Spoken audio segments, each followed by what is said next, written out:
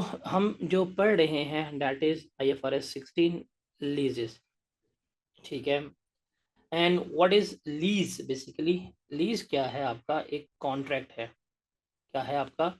Contract है आपका that conveys right to use an asset. क्या दे रहे हैं?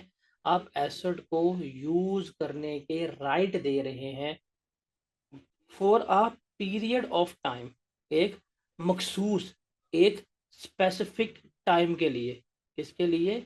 एक स्पेसिफिक टाइम के लिए। किसके बदले में क्या लेंगे? कंसिडरेशन। मतलब मेरे पास कोई एसेट है, मेरे पास कोई प्लांट है, मेरे पास कोई मशीनरी है, मेरे पास कोई व्हीकल है, मैं आपको एक स्पेसिफिक टाइम पीरियड के लिए ये मशीन, ये एसेट, ये प्लांट जो है वो यूज़ करने के लिए दूंगा, और उसके बदले में मैं क्या ले रहा हूँ आपसे? कंसिडरेशन जो है वो ले रहा हूँगा, पैसे जो है वो चार्ज कर रहा हूँगा। तो इस कॉन्ट्रैक्ट को हम क्या कहते हैं? लीज कॉन्ट्रैक्ट कह रहे होते हैं। आगे जाके हम इसकी डिटेल देखेंगे, भाई इस कॉन्ट्रैक्ट में क्या इतना सिंपल कॉन्ट्रैक्ट है? हम आगे देखेंगे, हम टाइप्स पे डिस्कस करेंगे। लेकिन आपने एक चीज़ याद रखनी है कि ये जो लीज कॉन्ट्रैक्ट होगा इसमें दो पार्टीज इन्वॉल्व होंगी।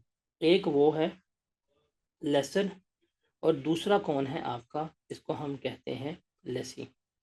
लेसर कौन होता है? एक्चुअल में ये मालिक है, और लेसी वो है जिसने एसेट्स को इस्तेमाल करना है। लेसर कौन हुआ? लेसर वो है जो right to use an asset provide करेगा। लेसर कौन है? एसेट को देने वाला। ये एसेट का मालिक है, ये एसेट को इस्तेमाल करने के लिए दे रहा है, इसको पैसे जो है वो रिसीव हो रहे हैं। इसकी इनकम की कैलकुलेशन जो है वो हम देखेंगे। लेसी कौन है? जिसने right to use an asset obtain किया है for specific period of time, जिसके बदले में पे कर रहा होगा। तो ये पे कर रहा है, इसकी कॉस्ट होगी। इसकी क्या होगी? कॉस्ट होगी। इसका क्या होगा? खर्चा होगा। ये रिसीव कर रहा है, इसकी क्या होगी? इनकम होगी। इसकी क्या होगी? ये आमदनी कंसीडर हो रही होगी। इनको हमने क्या करना है? यहाँ पर डिस्कस करना है। तो अभी हम ज़रा एक बेसिक जो हमने लास्ट लेक्चर में अपनी फाइनेंसिंग को डिस्कस किया था, उसकी मदद से ही हम थोड़ा सवाल देखते हैं क्या हैं, कैसे हैं और किस तरह से हैं, हम उसको लेके चल रहे होंगे। तो हम कुछ क्वेश्चंस करें, क्वेश्चन की मदद में फिर हम अपने कंसेप्ट जो है अंडरस्टैंड करेंगे। कहता है calculate lease payments, okay, and present value of lease payment. अच्छा जी, हमने लीज पेमेंट्स भी निकालनी है, कौन कितनी है, हमने इनकी पीवी भी निकालनी है। फिर prepare journal entries in the book of Lesi. ठीक है जी, ये जो लेसी भाई साहब हैं जिन्होंने एसेट लिया है, इनकी बुक्स में एंट्रीज क्या पास होंगी? 31 दिसंबर 2000 की और 31 दिसंबर 2001 की, इनको हमने देखना है। और एंड पे है जी prepare extracts from the statement of financial position on 31 December 2001, और स्टेटमेंट ऑफ कॉम्प्रिहेंसिव इनकम में इंक्लूडिंग कंपैरेटिव फिगर हमने बताना है। तो बड़ा कॉम्प्रिहेंसिव है। पेमेंट्स भी निकाल लेते हैं, एंट्रीज भी पास कर लेते हैं, और हमारे जो एक्सट्रैक्ट्स होंगे हम क्या करेंगे? हम उनको भी कैलकुलेट कर लेंगे। कहते हैं on 1 January 2000 a company obtains a small bottling and labelling machine. ठीक है, हम हाईलाइट कर लेते हैं कि ये हमारे पास डेट है। उसने एक बॉटलिंग एंड लेबलिंग मशीन ली है from a leasing company under a lease. The cash price of machine वो 7,710। ये हमारी क्या है? कैश प्राइस उसने गिवन की है 7,710 रुपये। While the amount to be paid was rupees 10,000। और जो हमने अमाउंट रिसीव करनी है इस लीज कॉन्ट्रैक्ट में वो कितनी है? 10,000 है। The agreement required immediate payment of 2,000 as a deposit, with being the balance being settled in 4 equal annual installment commencing on 31 दिसंबर 2000। अब देखें, आज 2000 का आपने क्या करना है? आपने डिपॉजिट जमा करवाना है और बाकी आप हर साल के एंड पे पे करेंगे। Payment start of the day पे स्टार्ट हो रही हैं, तो इसके लिए ये हमारी क्या कंसिडर होगी? ये हमारी एनुटी ड्यू जो है वो कंसिडर हो रही होगी। कहता है the charge of rupees 2290 represent interest of 15% per annum. अब कैश प्राइस में और जो हमें अमाउंट रिसीव होगी उसमें जो डिफरेंस है वो किसका है? इंटरेस्ट का डिफरेंस आ रहा है। Calculated on the remaining balance of equity. जो बैलेंस ऑफ लाइबिलिटी है उस पर हमने क्या किया है? कैलकुलेट किया है। Depreciation of the plant is to be paid at the rate of 20% per annum on a straight line basis. हम 20% पर एनम के ऊपर क्या करेंगे? हम डेप्रिशिएट करेंगे। स्क्रैप वैल्यू जो है हमारे पास निल है। Ownership of asset is expected to be transfer to the lessee at the end of lease term, जब हमारी लीज टर्म खत्म हो जाएगी हम क्या करेंगे, हम ओनरशिप जो है वो ट्रांसफर कर रहे होंगे। सर ये सवाल है, हम इसको सॉल्व करते हैं, जो उसने हमें बताया है और हम सारा वो कैलकुलेट करते हैं। तो सबसे पहले हम देखते हैं जो रिक्वायरमेंट है हमारी, वो है लीज पेमेंट्स की। सबसे पहले बच्चों हम क्या देखेंगे, लीज पेमेंट्स। उसने क्या कहा है, उसने कहा है 2000 आपने इमीडिएटली पे करना है जब आप एसेट लीज पे लेंगे, और बाकी उसने कहा है 4 इक्वल इंस्टॉलमेंट देनी है आपने 2000 रुपये की। तो इसका मतलब 2000 ही हम इनिशियल ले रहे हैं, बाकी हमारे पास पेमेंट आ रही है 2000 इंटू 4 की। तो इसका जमा करेंगे तो जो हमारी लीज पेमेंट्स जो है वो कितनी बनेंगी, 10,000 की बन रही होंगी। पहले तो ये है। सेकंड उसने हमसे क्या निकलवाया है, present value of lease payments. जो हमारी लीज पेमेंट्स हैं उसकी हमने क्या करनी है, पीवी निकालनी है। तो पीवी के लिए हमें पता है चूंकि ये ऑल एनमिटी ड्यू है, तो इसके लिए हमने क्या करना है, अब चीज़ों को कैलकुलेट करना है। तो एक इमीडिएट पेमेंट है हमारे पास, बाकी हमने पेमेंट्स जो हैं वो हमारी पीरियोडिक पेमेंट है, तो 2000 आ गई। फॉर्मूला होगा 1 माइनस 1 + R है। रेट ऑफ इंटरेस्ट हमारा क्या है, रेट ऑफ इंटरेस्ट है हमारा 15%। हम यहाँ पे ले लेंगे 1.15। पेमेंट्स जो है वो हमारे पास होनी है 4 साल की, -4 कर देंगे और डिवाइड करेंगे हम इसको 0.15 के ऊपर। तो फैक्टर सॉल्व करके बताएं पीवी कितनी आती है हमारे पास, शाबाश जल्दी से। व्हाट इज़ द पीवी 770.9, ये बनेगी 7710। ये हमारी बन रही है पीवी। अब आप देखें जो हमारी आज की कैश प्राइस है ये उसके बराबर ही है। जो हमारी ये पीवी है, जो हम फ्यूचर पेमेंट्स ले रहे हैं, फ्यूचर में हमें टोटल पैसे मिलने हैं 10,000। अगर हम इसको देखें तो ये आज के 7,710 के बराबर ही है। और जो इसका डिफरेंस हम ले रहे हैं वो कितना उसने हमें बताया था, ये टोल्ड अस के डिफरेंस है 2290 का। डिफरेंस कितना है, 2290 का, 2290 का। ये क्या है, ये हम इंटरेस्ट जो है वो क्या कर रहे हैं, पे कर रहे हैं। तो पहली रिक्वायरमेंट तो हमारे पास यहाँ पे हो गई, क्या और किस तरह से हम इसको लेकर चल रहे इस स्लाइड। अब इससे पहले हम जो भी जाएं, जो भी वर्किंग करें ना, हमने सबसे पहले अपना क्या बनानी है, एक टेबल बनाना है। उस टेबल को हमने सीखना है। अगर हम वो टेबल बना लेंगे, हम अपनी कैलकुलेशंस कर लेंगे, हमारी सारी ज़िंदगी जो है वो आसान हो जाएगी। और वो हम बनाएंगे, इसे हम कहते हैं लीज अमोर्टाइजेशन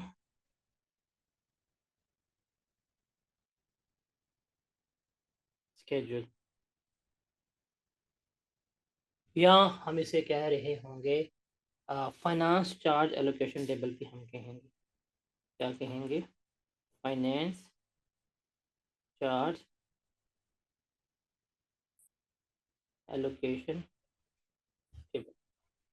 तो यहाँ पे हमारे पास आ जाएगी बेसिकली डेट्स आ जाएंगी। क्या आ जाएंगी हमारे पास, डेट आ जाएंगी, तारीख क्या है, हम जो रेंटल्स पे कर रहे हैं वो आ जाएगा इसमें से। हम इसमें से देखेंगे इन रेंटल्स में से प्रिंसिपल अमाउंट कितनी हमने पे करनी है वो आ जाएगा। हमारे पास इंटरेस्ट कितना पे हो रहा है वो आ जाएगा, और बैलेंस कितना हमने पे करना है वो आ जाएगा। अब हमने ये एसेट लिया था यकम जनवरी को, तब उसे कैश प्राइस 7710। हम यहाँ पे लिख लेंगे यकम जनवरी को कैश प्राइस ही हमारी बैलेंस पेमेंट जो हमने पे करनी है।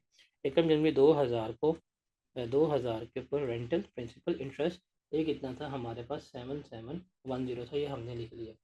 उसने कहा था उसी दिन जिस दिन हमने लिया है उस दिन ही हम क्या कर रहे हैं, पहली पेमेंट कर रहे हैं रेंटल की। अब चूंकि उसी दिन हम रेंटल पे कर रहे हैं तो आज का ही हम ले रहे हैं, आज ही पे कर रहे हैं, तो कोई इंटरेस्ट तो इंक्लूड नहीं हुआ होगा। तो इसका मतलब हम प्रिंसिपल की ही पेमेंट कर रहे हैं, इंटरेस्ट तो इसमें है ही नहीं। तो ये बैलेंस में से निकाल देंगे, 7,710 में से प्रिंसिपल अमाउंट पे होगी, तो हमारे पास कितना बचेगा, हमारे पास बचेगा 5,710। कितना बचेगा, 5,710। ये बैलेंस अमाउंट हमेशा कैसे आएगी, रिमेंबर, ये बैलेंस अमाउंट हमारे पास आएगी कि जो हमारी बैलेंस में से जो हम प्रिंसिपल की अमाउंट पे करेंगे, उसमें से हम क्या कर रहे होंगे, अपनी बैलेंसिंग फिगर जो है वो कैलकुलेट कर रहे होंगे। अब ये आ गया। अब हम इसके ऊपर क्या करेंगे, हम इंटरेस्ट की कैलकुलेशन सारी करेंगे जब हम पेमेंट करेंगे। तो अगली पेमेंट जो हो रही है डेट इज़ 31/12/2000 को पहली पेमेंट हो रही है।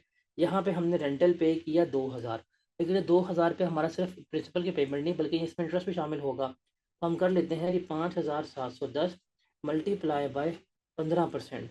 कितना इंटरेस्ट की हमने इसमें चार्ज होगा फॉर द ईयर, बिकॉज साल के शुरू में मेरा बैलेंस जो है वो कितना मौजूद था, 5710 था। तो यहाँ से लेके ईयर एंड तक हमारा इंटरेस्ट जो है वो क्या हुआ है, एक्रू हुआ है। तो कितना होगा 856.5। तो 857 की हमने पेमेंट की है इसमें से। अब इसका मतलब मैं जो यहाँ पे 2000 पे कर रहा हूँ, इस 2000 में से 857 रुपीज़ जो है मैं इंटरेस्ट पे कर रहा हूँ। बाकी प्रिंसिपल कितनी अमाउंट पे हो रही है, 1143। तो हम यहाँ पे लिख देंगे कि भाई हमने रेंटल पे किया 1143 प्रिंसिपल की पेमेंट हुई है, और 857 जो है वो हमारे पास क्या आया, इंटरेस्ट आया। अब बैलेंस निकाल लेंगे हम ईयर एंड के ऊपर। तो मेरे पास था जी 5710 रुपया ओपनिंग बैलेंस। मेरी प्रिंसिपल की रिपेमेंट हुई है 1143 की। मेरे पास रिमेनिंग कितनी अमाउंट बचेगी,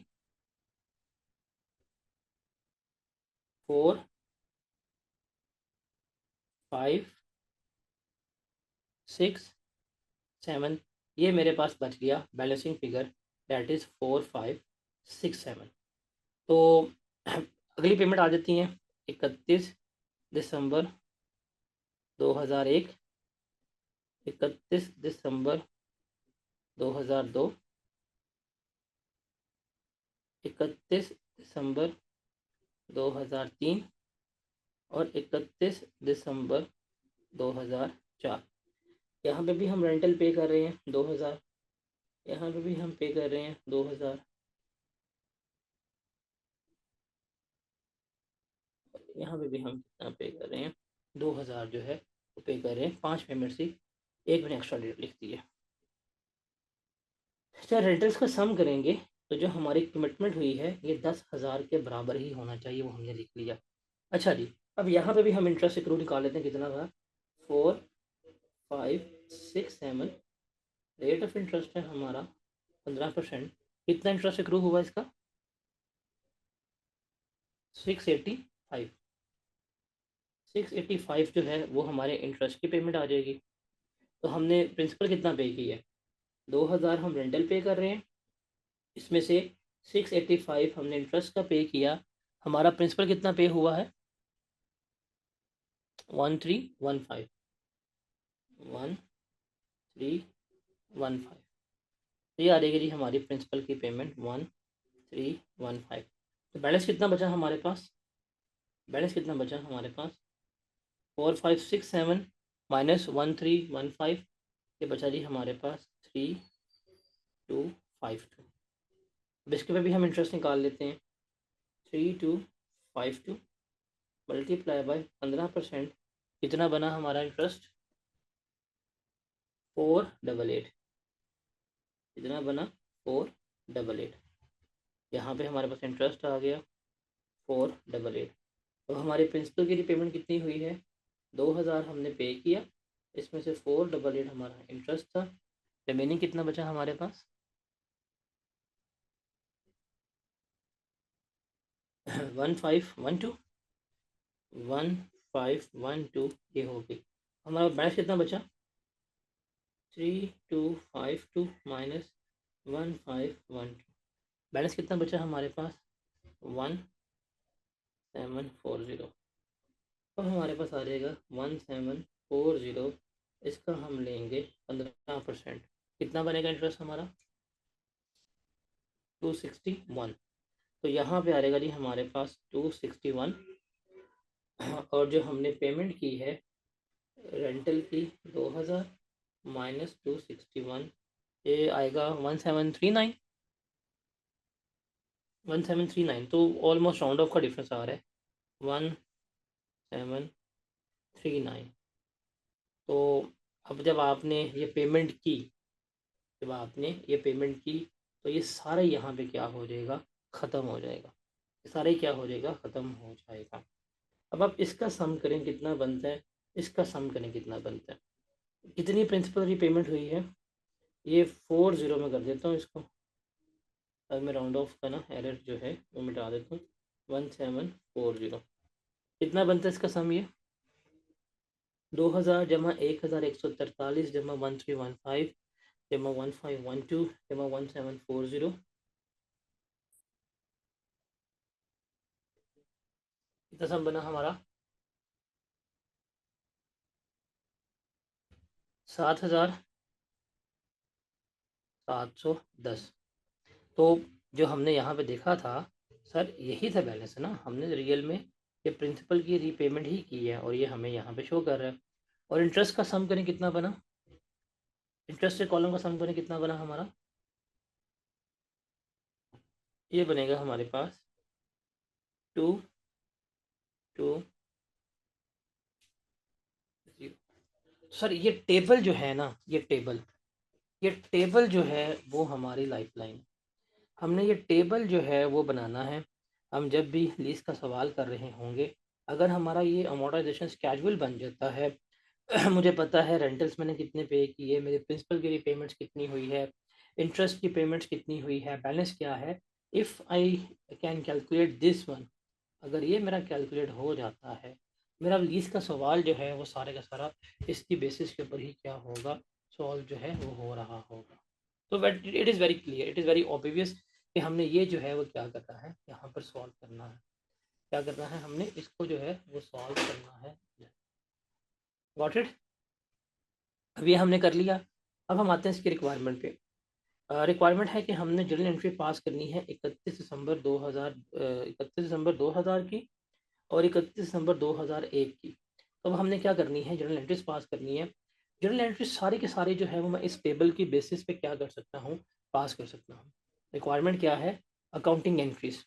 सेकंड रिक्वायरमेंट क्या है हमारे पास, कि हमने क्या पास करनी है, हमने अकाउंटिंग एंट्रीज जो है पास करनी है फॉर द ईयर एंडेड 31 दिसंबर 2000 और 31 दिसंबर 2001।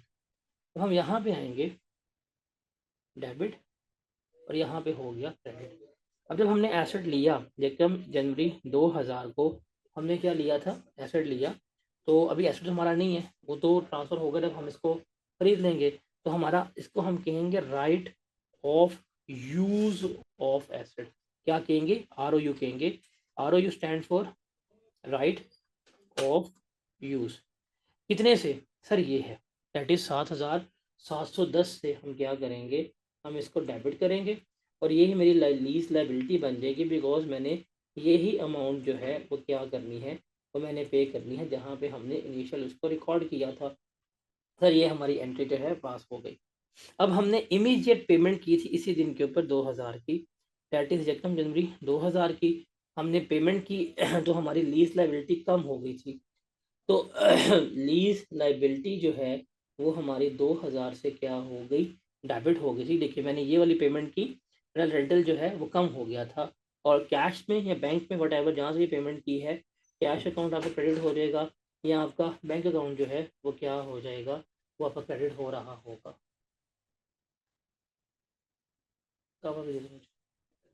ठीक है, उसके बाद है हमारे पास ईयर एंड आ गया 31 दिसंबर 2000, क्या आ गया हमारा, 31 दिसंबर 2000 आ गया। अब 31 दिसंबर 2000 में ना ये टेबल को ट्रांसलेट करो, ये देखो ये टेबल जो है उसे क्या करो, उसको अब यहाँ पे ट्रांसलेट करो कि वो हमें क्या कह रहा है। हमने 2000 पे किया है रेंटल, ठीक है जी, मैंने 2000 पे किया, तो मैं यहाँ पे अपना कैश जो है वो मैंने कर दिया 2000 से क्रेडिट। लेकिन क्या मेरा लाइबिलिटी भी इतनी जगह मुझे नहीं, भाई मेरा प्रिंसिपल डेबिट हुआ है 1143 से, तो मैं यहाँ पे करूँगा मेरी लीज लाइबिलिटी जो है वो मैं डेबिट करूँगा 1143 से, और मेरा यहाँ पे बैलेंसिंग अमाउंट है 857 की, ये क्या आ जाएगा, इंटरेस्ट एक्सपेंस आ जाएगा। ये क्या आ जाएगा मेरा, ये मेरा इंटरेस्ट एक्सपेंस आ जाएगा, वो कितना बनेगा, 857 जो है बन रहा होगा। तो देखें ये एक टेबल से सिर्फ इस टेबल की मदद से, जो मैंने यहाँ पे आपका अमोर्टाइजेशन स्केड्यूल बनाया है, इस मदद से हमने ये सारी एंट्रीज जो हैं वो क्या कर ली है, पास जो है वो कर ली हैं। अब उसने हमें यहाँ सवाल में कहा था कि डेप्रिसिएशन रेट जो है वो हमारा प्लांट का 20% है, तो हमें इस डेट के ऊपर डेप्रिसिएशन भी चार्ज करनी पड़ेगी। तो हमारे पास आ जाएगा 31 दिसंबर 2000 को हम करेंगे डेप्रिसिएशन एक्सपेंस जो है वो हमारा क्या होगा, डेबिट होगा, और हमारी एक्यूमुलेटेड डेप्रिसिएशन जो है वो क्या होगी, क्रेडिट हो जाएगी। अब हमने किसको डेप्रिशिएट करना है, जो हमारा ROU था, right of use of asset, वो हमने किस पे रिकॉर्ड किया था, वो हमने रिकॉर्ड किया था 7710 पे। यहाँ पे आ जाएगा 7710, रेट ऑफ डेप्रिसिएशन जो है वो हमारा 20% है, तो 7714 1542 से जो है वो हम क्या करेंगे, हम डेप्रिसिएशन एक्सपेंस डेबिट करेंगे, और हमारी एक्यूमुलेटेड डेप्रिसिएशन जो है वो क्या हो जाएगी, क्रेडिट हो जाएगी। तो ये एंट्रीज तो हम पास करेंगे किसकी, ये एंट्रीज हम पास करेंगे 2000 की। सेकंड उसने कहा था कि हमने एंट्रीज पास करनी है फॉर द ईयर 31 दिसंबर 2001। उसने हमें दूसरे साल की भी एंट्रीज जो हैं वो क्या की थी, मांगी थी। तो अब फिर हम इस टेबल पर आएंगे। अब सिर्फ एक ही दो एंट्रीज पास होंगी, एक इंटरेस्ट की है, एक पेमेंट की है, और दूसरी डेप्रिसिएशन की है। तो 31 दिसंबर 2001 को ये वाली एंट्री हमारी सेम पास होगी। अगर आप इसको पास करना चाहें तो आपका डेप्रिसिएशन एक्सपेंस जो है वो डेबिट हो जाएगा 1542 से, और आपकी एक्यूमुलेटेड डेप्रिसिएशन जो है वो क्या हो जाएगी, क्रेडिट हो जाएगी 1542 से। यहाँ पे डेबिट आ गया, यहाँ पे क्रेडिट आ गया। सेकंड एंट्री जो 31 दिसंबर 2001 को आप पास की है, वो है लीज रेंटल्स की पेमेंट की। कैश आपने क्रेडिट किया 2000 से, वो हमने देख लिया। अब 2000 ये चला गया, प्रिंसिपल 1315 का गया, तो हम यहाँ पे ले लेंगे जो हमारी लीज लाइबिलिटी है, जो हमारी लीज लाइबिलिटी है वो 1315 पे आ जाएगी। और जो हमारे पास इंटरेस्ट एक्सपेंस आ जाएगा वो कितना होगा, 685 का होगा। कितना होगा, 685 का होगा। तो ये एंट्रीज हमारी किसकी पास हो जाएंगी, ये एंट्रीज हम 2000 की और 2001 की क्या कर रहे होंगे, पास कर रहे होंगे। Is that clear? अब आखिरी हमारे पास जो था ना, द लास्ट वन, वो उसने हमें क्या कहा था, वो उसने हमें कहा था कि हमने एक्सट्रैक्ट्स बनाने हैं, और बना लेते हैं स्टेटमेंट ऑफ फाइनेंशियल पोजीशन के भी और कम्प्रीहेंसिव इनकम के भी। हम यहाँ पे एक्सट्रैक्ट्स भी बना लेते हैं 2001 के और 2002 के। एक्सट्रैक्ट्स की बात करें तो हमारी थर्ड रिक्वायरमेंट जो है that was extracts, fourth requirement में से बनती है। एक इसकी है, हमने क्या बनाने हैं, हमने अपने एक्सट्रैक्ट्स जो हैं वो बनाने हैं। तो मैं सबसे पहले जो मुझे आसान लग रहे हैं वो हैं जी स्टेटमेंट ऑफ कम्प्रीहेंसिव इनकम जो है, हम सबसे पहले जो है वो इसके एक्सट्रैक्ट्स जो हैं वो हम वो बनाते हैं। तो हमारे पास आ जाएगा अलॉन्ग विद कंपैरेटिव है, तो 2001 के एक्सट्रैक्ट्स बना लेंगे, और हम यहाँ पे बना लेंगे 2002 के एक्सट्रैक्ट्स बना लेंगे। एक तो हम चार्ज कर रहे हैं डेप्रिसिएशन, वो हमारी 1542 थी, तो हमें पता है ये तो हमारी प्रॉफिट एंड लॉस अकाउंट में जानी है, ये हमारे पास सेम रहेगी, इसमें तो कोई फ़र्क नहीं आएगा। दूसरा हमारे पास आ जाएगा इंटरेस्ट एक्सपेंस। अब 2001 का जो इंटरेस्ट एक्सपेंस था वो 685 था, तो सॉरी 2001 और 2000 है, सॉरी, ये आ जाएगा हमारे पास इंटरेस्ट एक्सपेंस 2001 का 685 है, और 2000 का इंटरेस्ट एक्सपेंस जो है वो 857 है। तो ये तो आपके पास आ गए एक्सट्रैक्ट्स किसके, स्टेटमेंट ऑफ कॉम्प्रिहेंसिव इनकम के। अब हम इसके साथ बनाते हैं बेसिकली, दैट इज़ एक्सट्रैक्ट्स बना लेंगे हम किसके, स्टेटमेंट ऑफ फाइनेंशियल पोजीशन के एक्सट्रैक्ट्स जो है हम वो बना लेंगे। तो ये हम बनाएंगे 31 दिसंबर पे ईयर एंड बन रहे होंगे, ठीक है। ये होंगे हमारे जी एज ऑन दिसंबर। कंपैरेटिव है, यहाँ पे आ रहेगा हमारे पास 2001, यहाँ पे आ रहेगा हमारे पास 2000। तो सबसे पहले हम यहाँ पे लिखेंगे जो हमारे आएंगे, date is non current assets. तो हम सबसे पहले यहाँ पे ले लेंगे right of use of asset. वो तो हमने उसके ऊपर बुक किया है 7710 के ऊपर, वो तो हमारा सेम रहेगा 7710, फिर रहेगा 7710। इसमें से हम लेस करवाएंगे एक्यूमुलेटेड डेप्रिसिएशन। तो पहले साल की डेप्रिसिएशन थी 1542, हम यहाँ पे लेस करवा देंगे। और 2 साल की जो हमारी कंबाइंड डेप्रिसिएशन बनेगी वो कितनी बनेगी,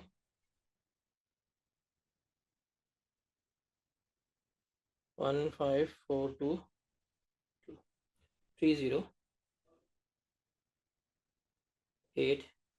तो हमारे पास इसकी आ जाएगी कैरिंग वैल्यू। तो ये बनेगी हमारे पास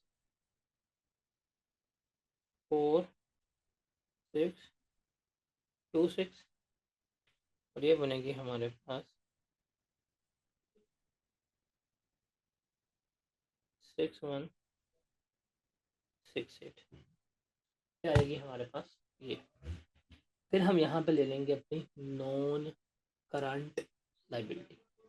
हम आएगी हमारे पास हमारी लाइबिलिटीज आ जाएंगी ना। सबसे पहले हम लेंगे यहाँ पे नॉन करंट लाइबिलिटी, ठीक है। और यहाँ पे हम ले लेंगे अपनी करंट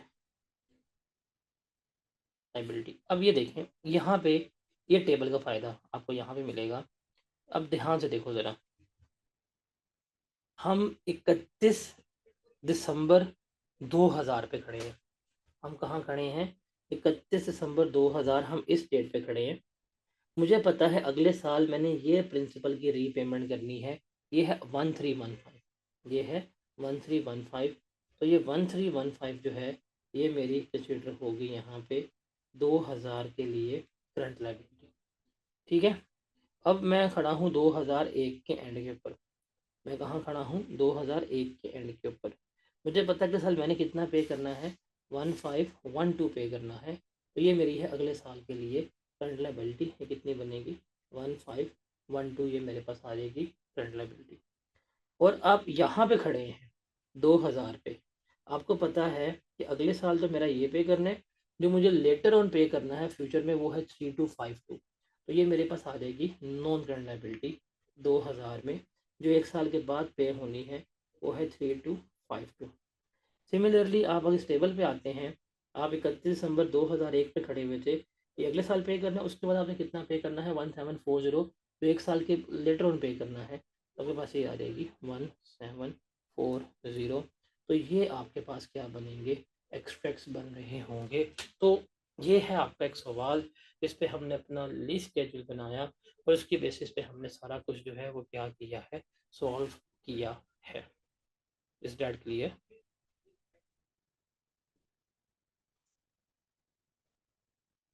अभी तक मैंने ना आप लोगों से कोई लीज के फैंसी टर्मिनोलॉजीज इस्तेमाल नहीं की। Just go with the very basic and very normal things. हमने सिंपल अपना एक फाइनेंस स्केड्यूल बनाया है, उसकी बेसिस के ऊपर हमने क्या की हैं, अपनी एंट्रीज जो हैं वो क्या कर दी हैं, पास कर दी हैं। We go with the very simple one. तो मैंने पहले कहा था कि भाई इस टॉपिक पे हमें अब जब अपनी ग्रिप लेके आनी है, तो उसके लिए हमें सिर्फ अपनी जो फाइनेंशियल मैथमेटिक्स है उसको क्या करना है, उसको हमने स्ट्रॉन्ग करना है। अगर वो हमारी स्ट्रॉन्ग हो जाएगी, हमारे लिए चीज़ें जो हैं वो क्या हो जाएंगी, आसान हो जाएंगी। तो फर्दर हम कुछ और सवाल जो हैं वो देखते हैं, कुछ और सवाल जो है वो हम प्रैक्टिस आउट करते हैं, और फिर हम देखते हैं कि क्या है क्या नहीं है, किस तरह से हम चीज़ों को लेके चल रहे होंगे वो देखेंगे। तो मैं एक और सवाल डिस्कस करता हूँ इसी बेस के ऊपर, ताकि मेरी बेस जो है थोड़ी सी बेहतर हो जाए। कि मेरी बुनियाद बेहतर हो जाएगी, देन हमारा जो है चीज़ें आसान हो जाएंगी, क्या है किस तरह से हैं और कैसे हम लेके चल रहे होते हैं। तो मुझे आपको वर्किंग सिखानी है। अब देखें, मैंने कोई आपको फैंसी टर्म्स इस्तेमाल नहीं की, एक ही टर्म इस्तेमाल की है, that was right of use of asset. उसके बाद ठीक है, लेकिन अगर आके हम अभी डिस्कस करेंगे यार ये कमेंसमेंट ऑफ लीज कब होनी है, हमने कब से कैलकुलेशन स्टार्ट करनी है, इनिशियल मेजरमेंट क्या होगी, सब्सिक्वेंट मेजरमेंट कैसे होनी है, कॉस्ट मॉडल क्या है, प्रेजेंट कैसे करना है, डिस्क्लोजर, वो बाद की बातें हैं, वो सारा कुछ बाद में करेंगे। अभी मैंने आपसे कुछ नहीं डिस्कस किया है इस सारी चीज़ें, लेकिन मैंने आपको एक्सट्रैक्ट्स तक बनाना सिखा दी है। यार इस तरह से हम अपने क्या कर रहे होते हैं, एक्सट्रैक्ट्स बना रहे होते हैं। तो लीज पेमेंट की कैलकुलेशन से लेके हमने क्या कर ली है, हमने अपने एक्सट्रैक्ट्स जो हैं वो सीख लिए हैं। ये देखते हैं सवाल, कहते हैं an asset with cash value of 2 lakh, एक एसेट से कैश वैल्यू क्या है, 2 लाख रुपया है। Okay, is lease over a period of 4 year, उसको हमने 4 सालों में क्या किया है, उसको हमने लीज आउट कर दिया है। Asset is depreciated 4 years to a nil residual value, annual instalment 71475 आपने पे करनी है, और ये एरियर्स में है, मतलब एंड पे एडवांस नहीं है। तो ये ऑर्डनरी एनुटी की है। डिस्काउंट रेट 16% है। Lease commenced on 1 March, instalment is payable on 28 February, the financial year ends on 31 December. ये है मजे का पॉइंट। शुरू हुई है हमारी 1 मार्च से, इंस्टॉलमेंट डेट जो है वो हमारी क्या है, 28 फरवरी है। ईयर एंड हमारा क्या है, डेट इज 31 दिसंबर है। तो पेएबल वगैरह का कंसेप्ट जो है वो यहाँ पे आएगा। कहता है draft the entries for 2005, draft the entries for 2006, state the financial position extract with 2006 with comparative, statement of comprehensive income के एक्सट्रैक्ट बनाने हैं 2006 के विद कंपैरेटिव। तो this is the question, quite simple one. अच्छा जी, मैं जरा यहाँ पे अपनी लीस्ट पेमेंट निकालूँ जल्दी से। मेरी लीज पेमेंट्स बनती कितनी है, 71475 ये है, और मैंने ये पे करनी है 4 ईयर्स में। तो मल्टीप्लाई करें 4 से, कितना बनता है, 71475 मल्टीप्लाई बाई 4, 285। भाई ये हमने पे करना है। अगर हम इसकी पीवी भी निकाल लेते हैं, पीवी ऑफ लीज पेमेंट्स निकाल लेते हैं, क्योंकि ऑर्डर ही एनुटी है तो कहानी सिंपल है। Date is 71475 multiply by 1 -1.16 raise to power -4 divided by 0.16। बताएं इसका जवाब क्या आता है। अगर हम लीज पेमेंट जो हम पे कर रहे हैं उसकी प्रीजेंट वैल्यू निकालें, तो प्रीजेंट वैल्यू 2 लाख आनी चाहिए, बस कैश वैल्यू 2 लाख है। 2 लाख इसका जवाब आ रहा है, दाई का ज़रा कंफर्म करके, 2 लाख आ रहा है। ठीक है, ये भी हो गया। अब हमने क्या करना है, हमने इसको बनाना है फाइनेंस स्केड्यूल टेबल। तो हम बना लेते हैं जी, लीज पेमेंट स्केड्यूल जो है वो बनाते हैं। लीज पेमेंट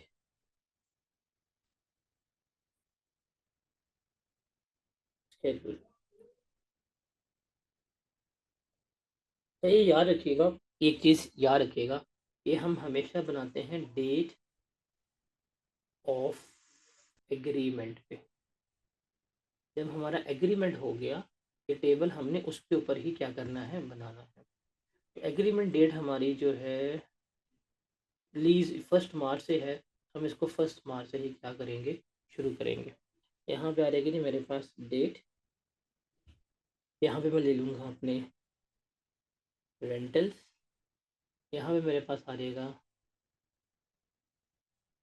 इंटरेस्ट, यहाँ पे मेरे पास क्या आ जाएगा, बैलेंस आ जाएगा। अब है जी हमारे पास, ये शुरू हुआ 1 मार्च 2005 में, हमने इनिशियल कोई रेंटल पे नहीं किया, कोई इंटरेस्ट नहीं है। जो हमारा एग्रीड बैलेंस है डेट इज कैश प्राइस, वो कितना है हमारा, 2 लाख। अब हमने एरियर्स में पे करना है, हमने ईयर एंड पे जाके पे करना है। और डेट ऑफ पेमेंट जो है हमारी, फर्स्ट इंस्टॉलमेंट जो है वो हम 28 फेब को पे कर, तो हमारे पास आ जाएगी 28 फेब 2006। हमने जो पेमेंट करनी है डेट इज 71475। ओहो, एक एक एक एक सॉरी, सॉरी, प्रिंसिपल का कॉलम मिस हो गया। Date of agreement, rentals, principal, interest, balance. और यहाँ पे बैलेंस हमारे पास था 2 लाख। 1 साल के बाद हम क्या कर रहे हैं, हम पे कर रहे हैं। तो 1 साल तो ये अमाउंट हमारी अप्रूव रही है ना, हम इसके ऊपर इंटरेस्ट निकाल दें, कितना बनेगा, 2 लाख के ऊपर आप लेंगे 16%, बिकॉज हमारा इंटरेस्ट रेट कितना है, 16% है तो कितना आ जाएगा हमारा 32,000। इसमें से 32,000 जो है वो हमारा किसका पे हो रहा है, हमारा इंटरेस्ट का पे हो रहा है। तो प्रिंसिपल की रीपेमेंट कितनी हुई, डेट इज 39,475। और हमारे पास बैलेंस कितना बचा, 160,525 ये हमारे पास बैलेंस बचा। अब हमारे पास आ जाएगा, पहली पेमेंट हो गई है, अगली पेमेंट है हमारे पास 28,207। फिर है हमारे पास 28,208। फिर है हमारे पास 28,209। एक पेमेंट 71,475 की यहाँ पे हुई, एक पेमेंट 71,475 की यहाँ पे हुई, एक पेमेंट 71,475 की यहाँ पे हुई। अब अगला देखते हैं, अगला है हमारे पास 160,525। बताएं इसका 16% कितना इंटरेस्ट आता है हमारा, 25,684। सर यहाँ पे जो हमने इंटरेस्ट की पेमेंट की है 25,684, प्रिंसिपल कितना बचा हमारे पास,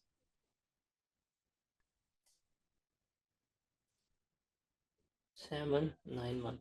तो 160,525 माइनस 45,791 कितना बचा ये 1,1,4,734।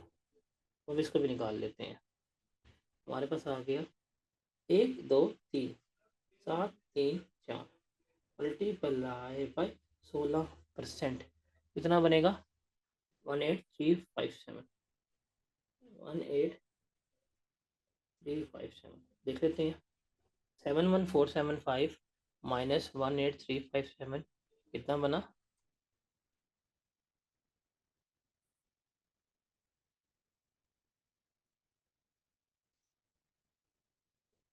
53117, 114734 माइनस 53,117 कितना बनता है, बैलेंसिंग अमाउंट कितनी बची है हमारे पास, 61617। लास्ट अमाउंट 61617, इसका प्लेस 16%, इंटरेस्ट कितना आएगा बताइएगा ज़रा,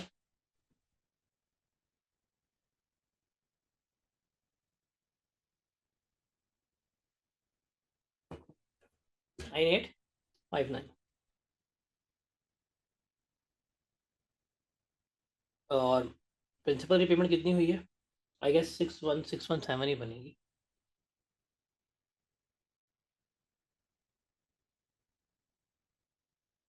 और यहाँ पे आपका ये ख़त्म हो जाएगा। सर ये था आपका स्केड्यूल जो आपने बनाना था। इस डेट क्लियर, ये क्लियर है,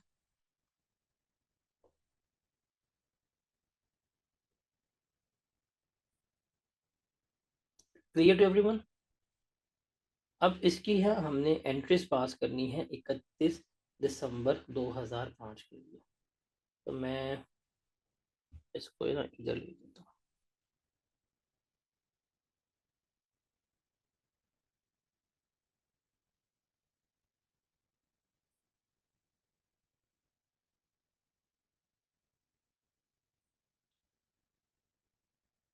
तो हम इसके एंट्रीज पास करते हैं 31 दिसंबर 2005 के लिए। डेबिट, यहाँ पे आ गया हमारे पास क्रेडिट। हमने एसेट लिया था यकम मार्च 2005 को, तो हम हमारा राइट ऑफ यूज़ जो है वो हमारा डेबिट हो गया 2 लाख से, और हमारी लीज लाइबिलिटी जो है वो क्या हो गई, वो हमारी क्रेडिट हो गई 2 लाख से। एक तो ये बड़ा सिंपल सी एंट्री है, ये पास हो गई। दूसरी एंट्री हम देखते हैं, दूसरी एंट्री डिस्काउंट रेट 16% है, डेप्रिसिएशन 4 साल पे चार्ज करनी है, डेप्रिसिएशन कर लेते हैं, इजी डेप्रिसिएशन हमारे पास प्रेजेंट मेथड है, डेप्रिसिएशन चार्ज कर लेते हैं क्योंकि ईयर एंड है 31 दिसंबर 2005 को। Depreciation expense debit, accumulated depreciation जो है वो क्या हो रही है, क्रेडिट। अब देखो हमने रिकॉर्ड किया 2 लाख का, लाइफ है 4 साल, लेकिन ये हमने मार्च में लिया है तो 10 महीने इस्तेमाल हुआ है हमारे पास। हम इसको क्या करेंगे, 10/12 करेंगे तो हमारे पास डेप्रिसिएशन कितनी आएगी, 41,667, और ये बनेगी 41,667। अब यहाँ पे ना हमने एंट्री पास करनी है बेसिकली इंटरेस्ट एक्सपेंस की। पेमेंट हुई है 28 फरवरी को जाके, तो हमें यहाँ पे क्या कैलकुलेट करना है, हमें हमेशा कैलकुलेट करना होता है that is interest expense for the year. क्या, interest expense for the year. देखिए फॉर द ईयर की बात करें, अगर दिसंबर की बात करें, एकम जनवरी 5 को शुरू हुआ, ख़त्म हुआ 31 दिसंबर 5 को। हमने एसेट लिया है लीज पे यहाँ पे, तो मार्च से लेके दिसंबर तक हमें चाहिए 10 मंथ्स का इंटरेस्ट जो हम यहाँ पे रिकॉर्ड करेंगे। लेकिन जो हमने यहाँ पे इंटरेस्ट निकाला ना 32,000 रुपया, ये देखेंगे निकला है 28 फरवरी को, ये फॉर द ईयर निकला है, और ये कितना है हमारा 32,000 है। तो हम इस 32,000 को क्या करेंगे, हम इसको फॉर द ईयर जो है, जो हमारा करंट लग रहा है उस पर लेके चलेंगे। 32,000 चूँकि 12 महीने का था और हमारे से यहाँ 10 महीने ही है, 12 पे डिवाइड किया, 10 से मल्टीप्लाई किया, तो इस 10 महीने का इंटरेस्ट कितना आएगा हमारा, बताइएगा ज़रा। 2667 हमारी की एंट्री पास होगी, हमारी एंट्री पास होगी, इंटरेस्ट एक्सपेंस डेबिट हो जाएगा 26,667। अभी चूंकि हमने पे नहीं किया तो ये हमारी लाइबिलिटी आ जाएगी, इंटरेस्ट पेबल जो है वो क्या हो जाएगा 2667 से क्रेडिट हो जाएगा। तो ये हम क्या करेंगे, ये हम एंट्री जो है वो पास कर रहे हैं। हाँ भाई क्लियर है ये, यहाँ पे गड़बड़ होती है अक्सर यहाँ पे, तो ये आपने याद रखनी है कि हमने एक्सपेंस फॉर द ईयर पे लेके चलनी है, ये अगर नहीं एक्सपेंस फॉर द ईयर पे लेके चल रही है। अब हम चलते हैं, अब हम बात करते हैं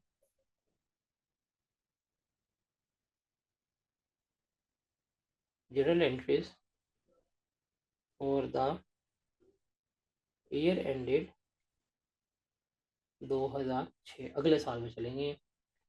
यहाँ पे आ गया डेबिट, यहाँ पे आ गया क्रेडिट। अब यहाँ पे हम क्या करेंगे, हम अपनी एंट्रीज पास करेंगे।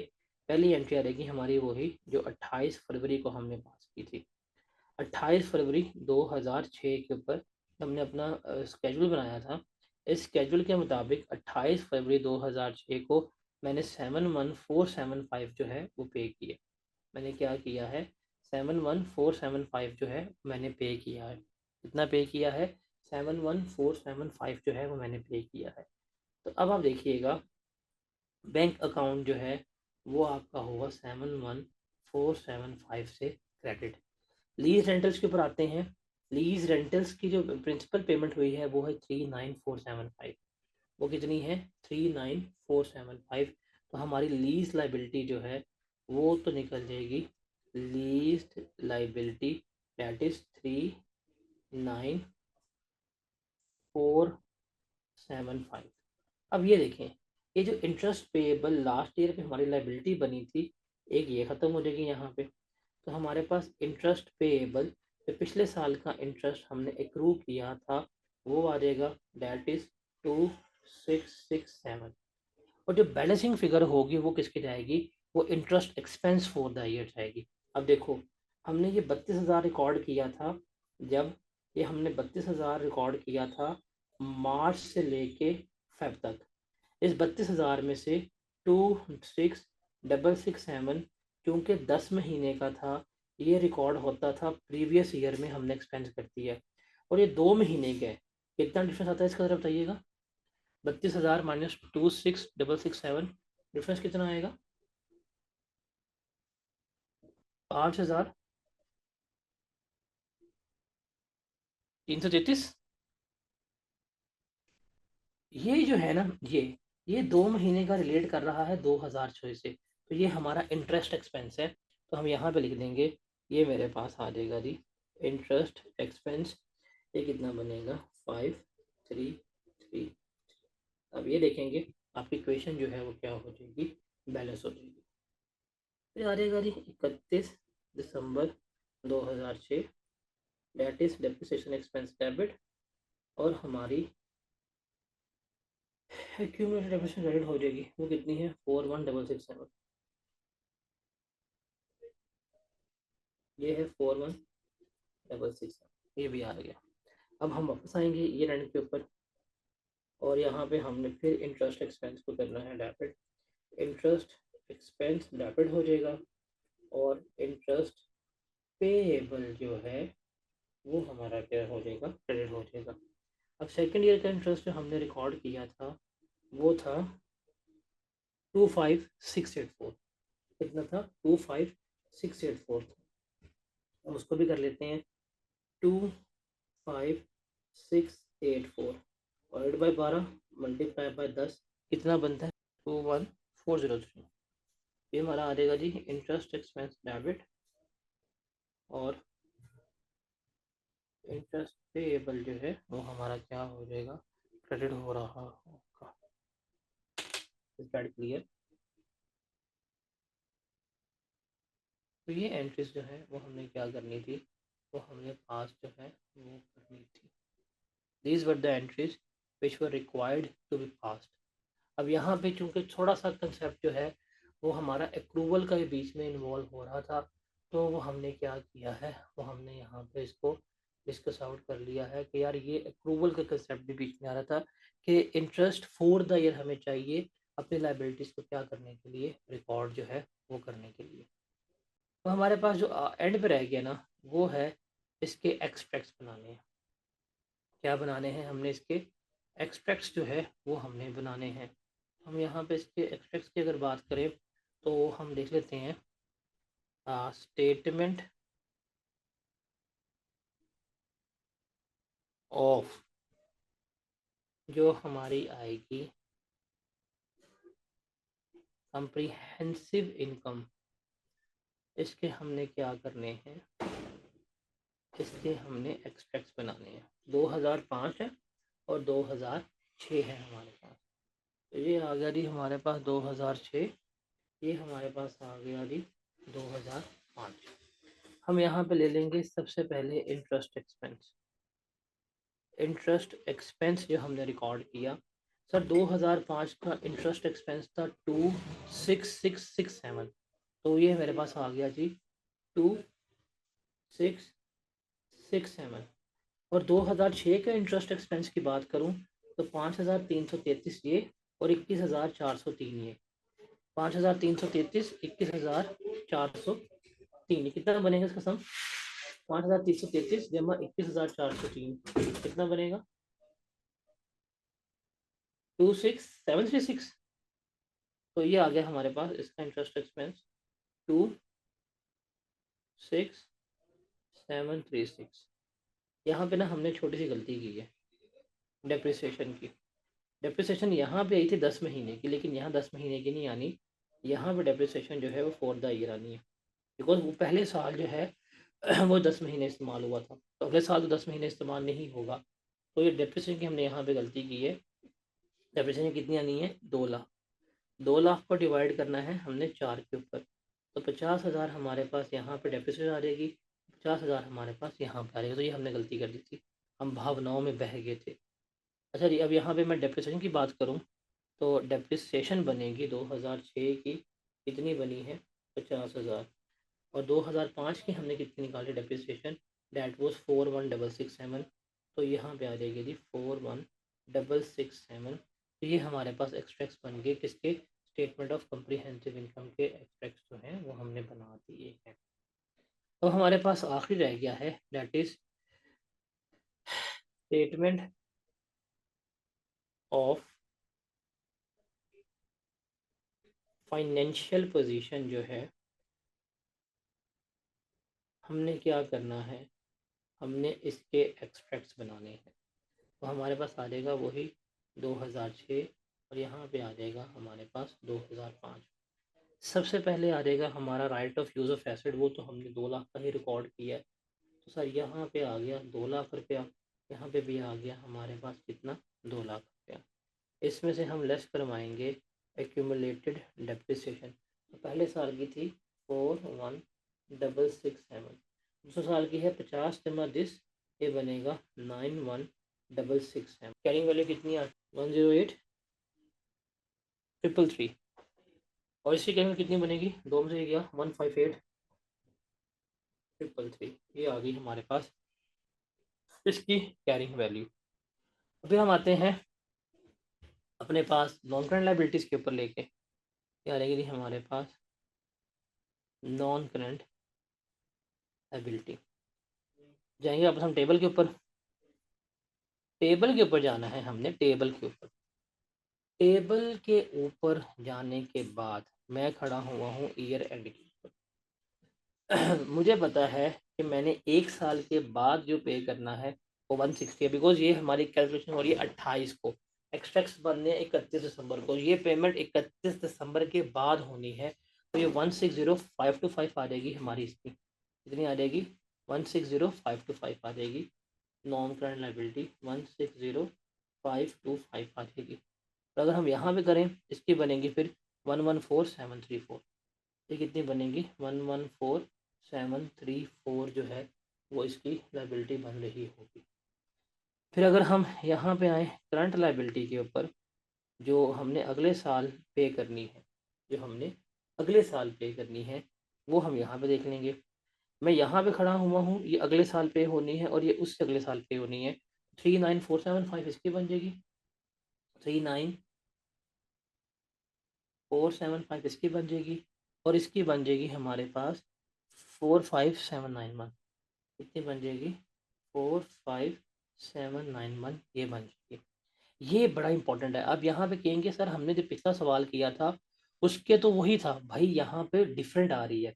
हम एक्सट्रैक्ट्स बना रहे हैं 31 दिसंबर 2005 के, ठीक है, और यहाँ पे हमें दी है उसने 28 फरवरी 2006 पे। मैं 28 फरवरी 2006 पे देख रहा हूँ कि मुझे अगले साल ये पे करना है, तो मेरे लिए ये नॉन करंट लायबिलिटी बनेगी इसकी। तो यहाँ पे डेट्स का फर्क आ रहा है, तो आपने वो अपना कंसेप्ट देखना है कि अगर मैं यहाँ पे खड़ा हुआ हूँ 2005 में, जो अगले साल 2006 में मेरा पे होगा वो है मेरे लिए क्या, करंट पोर्शन। तो 2006 में मैं ये पे कर रहा हूँ तो that is my current portion, ये मेरी करंट लायबिलिटी है। और ये उसके बाद पे हो रहा है तो ये मेरी क्या है, नॉन करंट लायबिलिटी है। सिमिलरली अगर मैं खड़ा हुआ हूँ 31 दिसंबर 2006 के ऊपर, तो मैंने देखना है अगले साल 2006 पे, हाँ अगले साल मैंने कितना पे करना है, अगले साल मैंने ये पे करना है, that is my current liability. उसके बाद कितना पे करना है ये है, तो ये मेरी क्या कहलाएगी, नॉन करंट लायबिलिटी जो है वो कहला रही होगी। और आखिरी एंट्री आप पास करेंगे लीज लायबिलिटी की। लीज लायबिलिटी आपने यहाँ पे निकाल दी थी, इंटरेस्ट पेएबल इसका बनेगा 2667, आप यहाँ पे लिख लेते हैं, इंटरेस्ट पेएबल आ जाएगा इसका 26,667 और इसका इंटरेस्ट पेएबल आपका आ जाएगा 21,403, जो आपने अगले साल पे करना है। ये सारा आपने कैलकुलेट किया हुआ है, तो इस तरह से आप इसके क्या कर रहे होंगे, एक्सट्रैक्ट्स जो है बना रहे होंगे। सर ये सवाल था हमारा, बड़ा बेसिक सा, बड़ा बुनियादी सा सवाल था, लेकिन that was a complete package. हमने एक अपनी बड़ी थोरो डिस्कशन की है, कैलकुलेशन की, अमोर्टाइजेशन स्केड्यूल की, डेप्रिसिएशन की, एक्रूवल्स का कंसेप्ट जो है हमने बीच में इन्वॉल्व किया। तो एक बड़ा कंप्रीहेंसिव सवाल है जो हमने यहाँ पे किए हैं। अभी तक हमने लीज के बारे में ऐसा नहीं पढ़ा कि कमेंसमेंट क्राइटेरिया क्या है, स्टार्ट कैसे होगी, टर्मिनेशन क्या होती है, हमने कोई भी फैंसी टर्म्स जो स्टैंडर्ड की हैं वो नहीं पढ़ी, सब्सिक्वेंट मेजरमेंट क्या होगी, किस तरह से होगी। लेकिन हमने अभी तक इतना कर लिया है कि हमें समझ लग गई है कि हम इस चैप्टर में कर क्या रहे हैं। Like by solving these two question we are able कि हमें टेबल बनाना आ सकता है, हम एंट्रीज पास कर सकते हैं, हम एक्सट्रैक्ट्स जो है वो भी कैलकुलेट कर सकते हैं।